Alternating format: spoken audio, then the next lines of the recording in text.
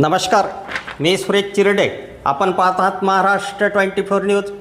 यवतमाळ विधान परिषद निवडणुकीत भाजपाकडून बंडखोरी करत नितीन भुतडा यांनी दाखल केला उमेदवारी अर्ज. पक्षाच्या वरिष्ठ नेत्यांनी आदेश दिल्याने अर्ज दाखल केल्याची माहिती. महायुतीत जागा सेनेला सुटली असेल तर आम्ही युती धर्म पाळणार असल्याचे नितीन भुतडा यांचे प्रतिपादन. यवतमाळ विधान परिषदेत शिंदे गट भाजपामध्ये सस्पेन्स कायम आहेत.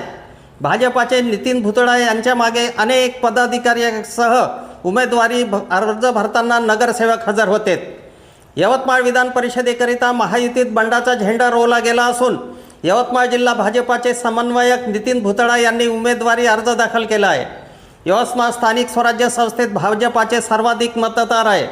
जर का पक्षश्रेष्ठी यांनी नितीन भुतडा यांना युतीचा धर्म पाळण्याचा आदेश दिल्यास नितीन भुतडा काय निर्णय घेणार याकडे सर्वांचे लक्ष लागून आहे.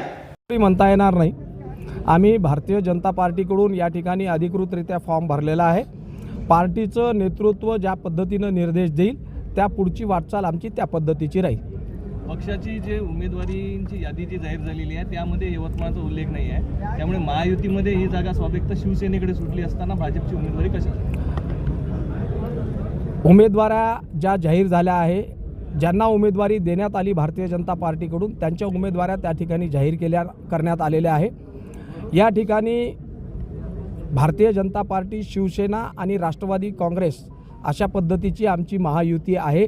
संपूर्ण महाराष्ट्रभर महायुती म्हणून या निवडणुकीला सामोर जात आहोत आणि अशा स्थितीमध्येही आम्ही या ठिकाणी उमेदवारी भरलेली आहे. यापुढं पक्ष जो निर्देश देईल त्या निर्देशाचं पालन आमच्या वतीनं करण्यात येईल. बाहेरचा उमेदवार नको अशी भूमिका आपली होती आणि आता शिवसेनेने बाहेरचाच उमेदवार दिलेला आहे. जर युती जागा शिवसेनेला सुटली असेल, शिवसेनेनं कुठच्या दगडालाही उभं केलं तर तो आम्हाला मान्य राहील. शिवसेनेचा उमेदवार कोण द्यायचा हे ठरवण्याचा अधिकार आमचा नाही, तो शिवसेनेचा आहे. शिवसेनेला जर ही जागा सुटली असेल आणि शिवसेना जो उमेदवार देईल त्या उमेदवाराच्या पाठीशी आम्ही महायुती म्हणून राहू.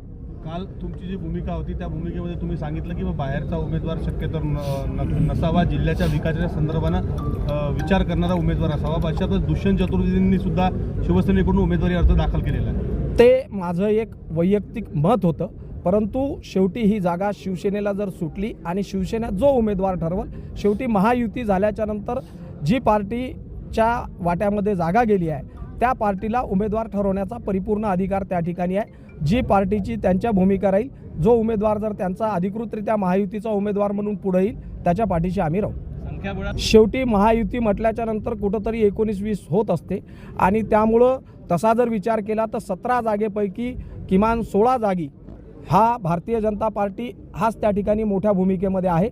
परंतु तरीही महायुती म्हटल्याच्या नंतर या ठिकाणी तडजोडी होतात आणि या वरिष्ठ स्तरावरच्या, राज्य स्तरावरच्या नेतृत्वाने जो निर्णय घेतला आहे त्या निर्णय हा प्रत्येक कार्यकर्त्याला त्या ठिकाणी बांधील आहे.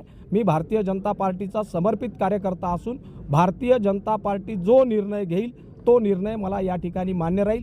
मला आज उमेदवारी अर्ज जरी भरला असेल, भारतीय जनता पार्टीच्या शीर्षस्थ नेतृत्वाने तशा पद्धतीचे निर्देश दिले तर मी या ठिकाणी माझा उमेदवारी अर्ज माघारी घेईल. तडजोडचा प्रश्नच नाही, कुठचीही तडजोडचा प्रश्न नाही, मुद्दा कुठचाही नाही आहे. महायुती म्हटल्याच्या नंतर जी भूमिका त्या ठिकाणी शिवसेनेची, जर जागा शिवसेनेला गेली आणि जर शिवसेनेचा अधिकृत उमेदवार जर महायुतीचा राहिला तर आम्ही त्या ठिकाणी कुठचाही आमचा मुद्दा नाही, कुठच्याही विषयावर आम्ही समर्थन किंवा माघार याचा विषय आमचा राहणार नाही. अफजल खान, ऋषिकेश हिरासह मी सुरेश चिरडे, महाराष्ट्र 24 न्यूज, दिग्रस, यवतमाळ. आमच्या पुढील बातम्याचे अपडेट पाहण्याकरिता आत्ताच आमच्या चॅनलला सबस्क्राईब करा व बेल आयकॉनवरती क्लिक करा. धन्यवाद.